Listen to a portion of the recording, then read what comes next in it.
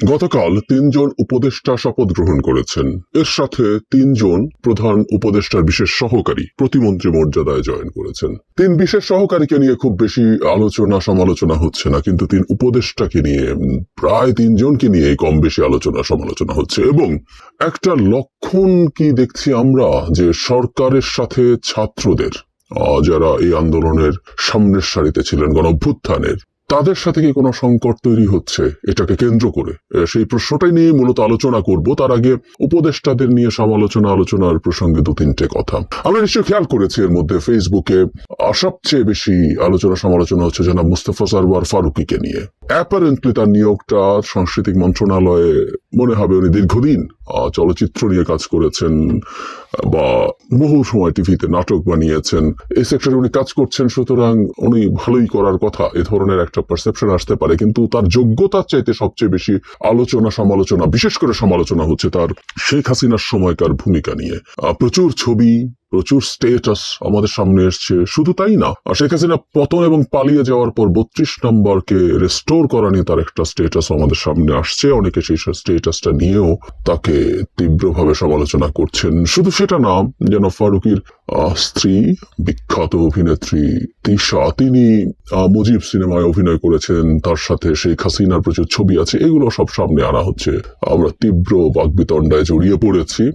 বলা বাহুল্য, জনাব ফারুকীর পক্ষে খুব কম সমর্থনই আছে।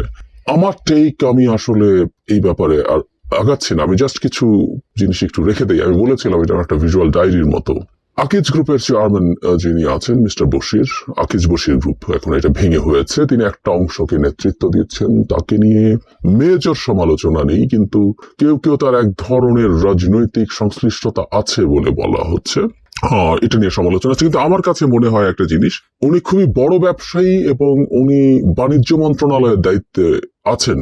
নিশ্চিতভাবে সেই মন্ত্রণালয়ের অধীনে তারও বেশ কিছু ব্যবসা থাকবে, আছে, চোখ বন্ধ করে মোটামুটি বলা যায়। সেটা যদি থাকে তাহলে কনফ্লিক্ট অফ ইন্টারেস্ট হয়। মানুষ হিসেবে ব্যক্তিগতভাবে তাকে যারা চেনেন, ঘটনাচক্রে আমার সাথে ওনার পরিচয় হয়েছিল, কথা হয়েছিল, আমার কাছে তাকে একজন সজ্জন মানুষ মনে হয়েছে। এবং ব্যবসায়ী হিসেবে তিনি তো দুর্দান্ত সফল, কোনো সন্দেহ নেই। মন্ত্রী হিসেবেও খারাপ করবেন বলা যায় না হয়তো, কিন্তু ওই যে বললাম, কনফ্লিক্ট অফ ইন্টারেস্ট থাকা কোনো একটা মানুষকে ওই মন্ত্রণালয়ে দেওয়াটা যে কোনো বিবেচনায় সমালোচনার যোগ্য, এবং অনেকে সেই সমালোচনা করছেন।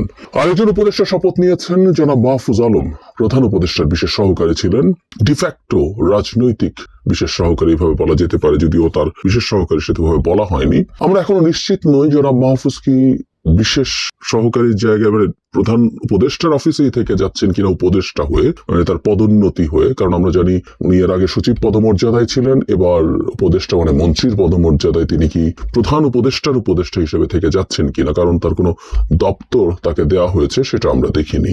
আর যদি দপ্তর দেয়া হয়ে থাকে, এটা একটা গুরুত্বপূর্ণ আলোচনার জায়গা হবে, কারণ তিনি বিশেষ সহকারী হিসেবে দায়িত্ব পালন করার ক্ষেত্রে বিভিন্ন দিকে এক ধরনের পারসেপশন তৈরি হয়েছে যে তিনি খুবই ইনফ্লুয়েন্সিয়াল ডক্টর ইউনূসের উপর, এবং অনেক ক্ষেত্রে তিনি মূলত সিদ্ধান্ত গ্রহণ করেন। এটা সঠিক বা ভুল is a different debate, but there's a wide spread perception.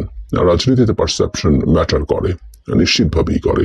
এবং এর সাথে খানিকটা আমাদের প্রধান উপদেষ্টারও সংশ্লিষ্টতা আছে। তিনি যারা মাহফুজকে আমেরিকায় নিয়ে গিয়ে ব্রেইন বিহাইন্ড দ্য মুভমেন্ট, এই যে আমাদের আপরাইজিং হলো, সেটার পেছনের ব্রেইন হিসেবে আলাদাভাবে পরিচয় করিয়ে দিয়েছিলেন। সো সবকিছু মিলে মানুষের এই পারসেপশন তৈরি হয়েছে। সো তাকে যদি সত্যিকার অর্থে তার অফিস থেকে সরিয়ে একটা ক্যাবিনেটে দেওয়া হয়, একটা মন্ত্রণালয়ের দায়িত্ব দেওয়া হয়, তাহলে কিন্তু এটাও এক ধরনের বড় পরিবর্তন হিসেবে দেখতে হবে, এবং সেটাও সরকারের দৃষ্টিভঙ্গিগত পরিবর্তন হিসেবে দেখতে হবে। এবং এটা নিশ্চিত হওয়ার পর নিশ্চয়ই এটা নিয়ে আলোচনা সমালোচনা আবার হতে পারে। যাই হোক, সম্প্রতি মানে ইনফ্যাক্ট কিছু সময় আগেই, আমি যখন ভিডিওটা রেকর্ড করছি তার আগেই আমি ফেসবুকে একটা স্ট্যাটাস দেখলাম। আমি সবার দিক থেকে একসাথে আমি এই স্ট্যাটাসটা দিতে দেখেছি তা নয়, কিন্তু আমি দেখছি যে এখানে একজন এই ছাত্র নেতাদের একজন এরকম একটা স্ট্যাটাস দিয়েছেন যে ছাত্র জনতার অংশীদারিত্ববিহীন সিদ্ধান্ত উপদেষ্টা নিয়োগের প্রতিবাদে বৈষম্য বিরোধী ছাত্র আন্দোলনে বিক্ষোভ মিছিল স্থান রাজু ভাস্কর্য। তার মানে এই যে উপদেষ্টা নিয়োগ হলো, এই স্ট্যাটাস যদি সঠিক হয় এবং এটা যদি কেন্দ্রীয় সিদ্ধান্ত হয়, অনেকগুলো প্রশ্ন আসলে এসে সামনে হাজির হয়েছে। আমরা এখনো সবাইকে বৈষম্য বিরোধী ছাত্র আন্দোলনের সব সমন্বয়ককে একযোগে এটা এখনো স্ট্যাটাস শেয়ার করতে দেখিনি, কিন্তু তাদেরই সিগনিফিক্যান্ট একজন যখন শেয়ার করছেন এটাকে হালকা করে দেখার স্কোপ নেই। তার মানে তাদের সাথে বলা হচ্ছে, আমি জায়গাটা আবার পড়ি, অংশীদারিত্ববিহীন, মানে তারা ছাত্র জনতা একটা অংশীদারিত্ব চেয়েছেন। তার মানে তাদের মধ্য থেকে কাউকে উপদেষ্টা হিসেবে, মানে মাহফুজ আলমকে আমরা ওভাবে দেখতে পারি না, কারণ উনি এর আগেই নিয়োগকৃত ছিলেন সরকারে, নতুন করে তার হয়তো পুনর্বন্টন হয়েছে দায়িত্বের, বা একই দায়িত্ব থাকতে পারেন কিন্তু উনি নতুন নন। তার মানে এখানে যারা গেছেন তাদের মধ্যে ছাত্র জনতা সমন্বয়করা যেটা বলছেন তাদের মধ্য থেকে কাউকে নেওয়া হয়নি, এটা তার মানে তারা চেষ্টা করেছিলেন, পারেননি, এবং তারা এখন রীতিমতো মুভমেন্টের ডাক দিচ্ছেন। রাজু ভাস্কর্যে বিকেলে তারা সমবেত হবেন। কি বুঝবো আমরা? অনেকগুলো প্রশ্ন তৈরি হয়েছে। তার মানে সরকার এখন কি তাহলে ছাত্রদের, সমন্বয়কদের আগের মতো, সরকার বলতে আমি ক্যাবিনেটের কথা বলছি, আগের মতো গুরুত্ব দিচ্ছেন না? যদি না দিয়ে থাকেন, এটা যদি সঠিক হয়, কেন দিচ্ছেন না তাহলে?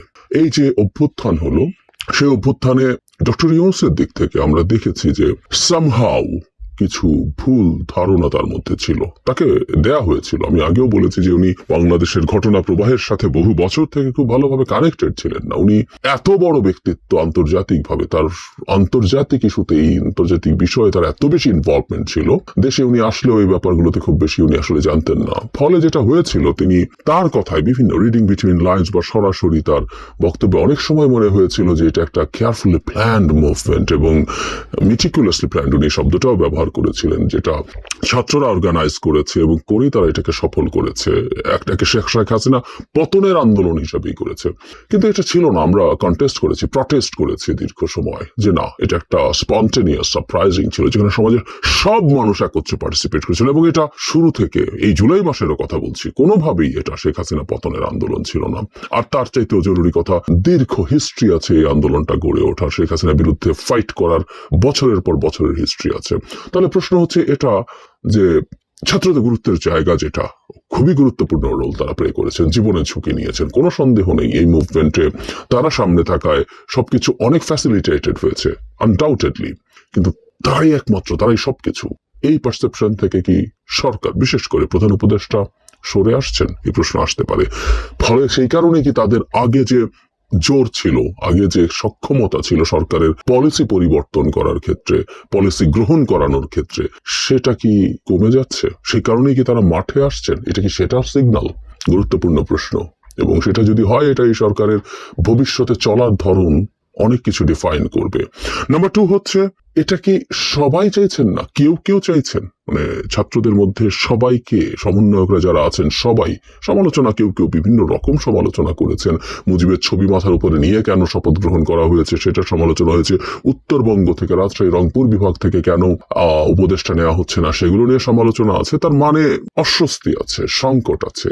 কিন্তু এই যে প্রতিবাদের রাস্তায় নামা, এটাও কি সবাই একসাথে করেছেন? যদি সেটা, আমি অন্তত যখন ভিডিওটা রেকর্ড করছি তখন দেখছি না। যদি একসাথে নামেন তাহলে তো আমরা বুঝবোই যে সবাই মিলেই আসলে সরকারের বিরুদ্ধে শক্তি প্রদর্শন করতে চাইছেন। আর যদি একসাথে না নামেন সবাই একত্র, সব সমন্বয়কের নেতৃত্বে, তাহলে আবার বার্তা যাবে ছাত্রদের, বৈষম্য বিরোধী ছাত্র আন্দোলনের মধ্যে কি তাহলে কোনো বিভেদ তৈরি হলো, যে কেউ কেউ এই মুভমেন্টে গেলেন, এটা ডাক দিলেন, কেউ কেউ জয়েন করলেন, কেউ কেউ গেলেন না? অনেকগুলো গুরুত্বপূর্ণ প্রশ্ন এসে হাজির হয়েছে, যেটা বাংলাদেশের ভবিষ্যতে, এই সরকারের ভবিষ্যৎ, এই সরকার কিভাবে অপারেট করবে, এই সরকারের কাদের প্রভাব বেশি হবে এবং কাদের প্রভাব বেশি হলে সরকারের ডেস্টিনেশন কেমন হবে, এইসব প্রশ্ন নিশ্চিতভাবে আমাদের সামনে আলোচনা করতে হবে এবং আমাদের একটু সময় অপেক্ষা করা দরকার আছে। সে সময়ের পর আমরা আসলে পরিস্থিতি আর একটু পরিষ্কারভাবে দেখতে পারবো। তবে আপাতত এটুকুই বলি, এটা হয়তো হবারই কথা ছিল। সেটা হচ্ছে, একটা স্টেটের পাওয়ার সেন্টারে নানান রকম মানুষ নানান সময় নানান ভাবে এসে হাজির হয় তাদের নিজ নিজ এজেন্ডা নিয়ে। এদের মধ্যে একটা ক্ল্যাশ হয় এবং সেই ক্ল্যাশগুলোই আসলে আমরা এই মুহূর্তে দেখতে পাচ্ছি।